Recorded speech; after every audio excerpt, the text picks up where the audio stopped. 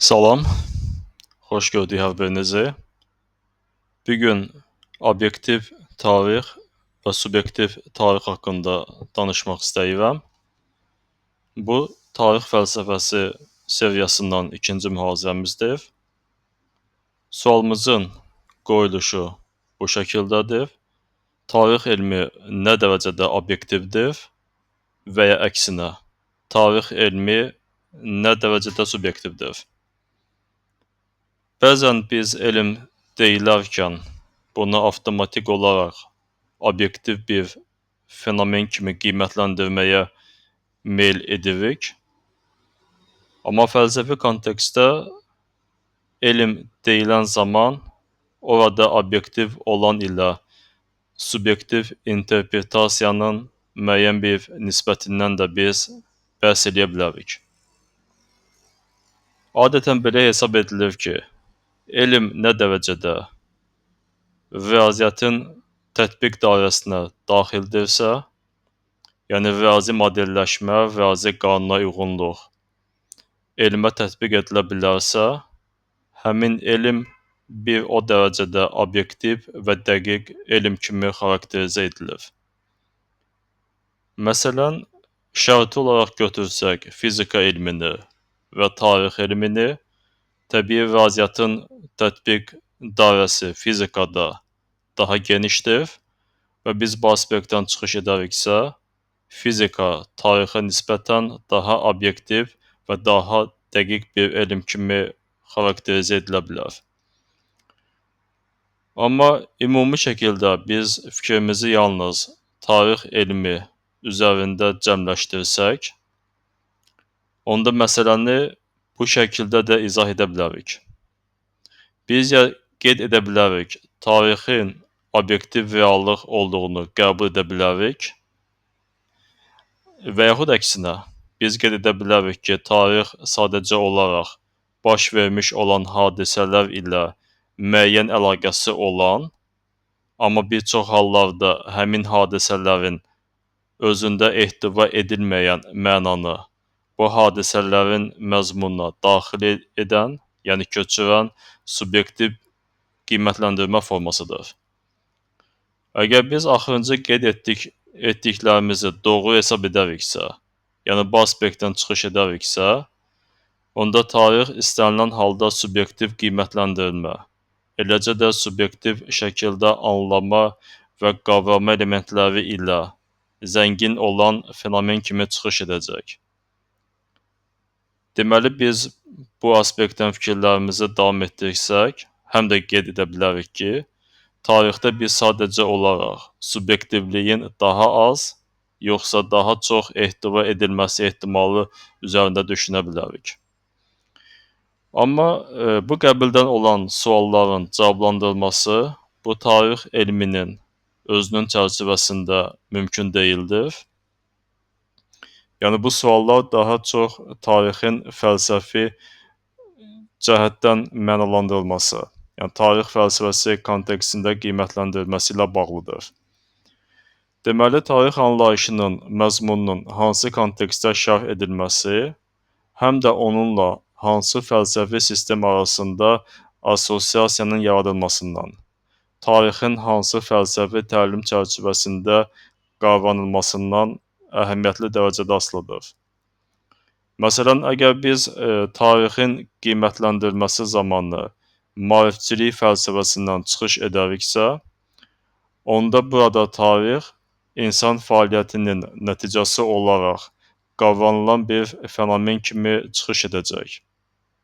Ona görə də biz burada yalnız qapalı sosial sistemin daxilində baş verən tarixi hadisələr arasındakı rasional və determinist əlaqələrin dərk edilməsi və tarixi proseslərin arxasında dayanan qanunauyğunluğun müəyyən edilməsi, eləcə də tarixi gerçəkliyin rekonstruksiya edilməsi ilə bağlı müəyyən bir fikirlər irəli sürə bilərik. Amma təbii ki, tarixin mənalandırılması yalnız bu maarifçilik fəlsəfəsi çərçivəsində həyata keçirilməmişdir. Məsələn, biz fərqli tarixi zamanlarda mövcud olan fərqli fəlsəfi sistemlərdə tarixə olan yanaşmada fərqli bir baxışları müşahidə edə bilirik. Məsələn, antik, orta əsrlər, hətta erkən müasir dövrə məxsus olan bir sıra fəlsəfi təlimlərdə tarix yalnız qapalı sosial sistem olaraq cəmiyyətdə baş verən hadisələrin öyrənilməsi və qiymətləndirilməsi forması kimi çıxış etmir. Yəni, maarifçilik fəlsəfəsi kontekstində tarixə yanaşma, məsələn, antik və orta əsrlərdə aparıcı, mainstream bir yanaşmanı, bir fikir cəryanını özündə ehtiva etmir. Belə ki, burada tarixi hadisələr arasında fəaliyyət dairəsi yalnız qapalı sosial sistem ilə məhdudlaşan rasional və determinist əlaqələrdən ibarət deyildir. Tarixi hadisələrə sosial sistemdən kənarda yerləşən və insan zəkası tərəfindən dərk edilməyən fövqəltəbii qüvvələrin, məsələn, tanrıların və ya tanrının təsir imkanları böyükdür. Əgər biz bu aspektdən tarixə yanaşırıqsa, deməli biz artıq tarixin olduqca fərqli bir istiqamətdə mənalandırılmasına rast gəlmiş oluruq. Başqa sözlə, tarix artıq fərqli bir rakursdan, fəlsəfi cəhətdən analiz edilir. Və ya biz indi qeyd etdiyimiz maarifçilik fəlsəfəsi və şərti olaraq dini fəlsəfə kimi xarakterizə etdiyimiz fəlsəfi təlimlərdən fərqli, məsələn, fenomenologiya fəlsəfəsinə keçid ala bilərik. Fenomenologiya fəlsəfəsində artıq tarixin mənalandırılması bir qədər də fərqli bir atributlar kəsb edir. Məsələn, əgər fenomenologiya fəlsəfəsinin metodologiyasından çıxış etsək, onda insan şüurunun qavrayış, təxəyyül və dil aktları vasitəsilə dünyanın mənalandırılmasında, dünyanın müəyyən məna çərçivəsində qiymətləndirilməsində aktiv iştirak etdiyini qeyd edə bilərik. Bu kontekstdə tarixi hadisələrin qiymətləndirilməsinin əhəmiyyətli dərəcədə insan şüurundan, qavrayışından və təxəyyülündən, eləcə də həmin hadisələrin təsviri zamanı istifadə edilən lingvistik imkanlardan asılı olduğunu hesab edə bilərik.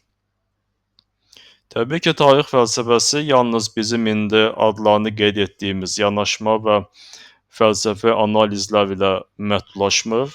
Biz sadəcə olaraq nümunə qismində din fəlsəfəsi, fenomenologiya və maarifçilik fəlsəfəsinin ümumi çərçivədə yanaşmasından bəhs etdik.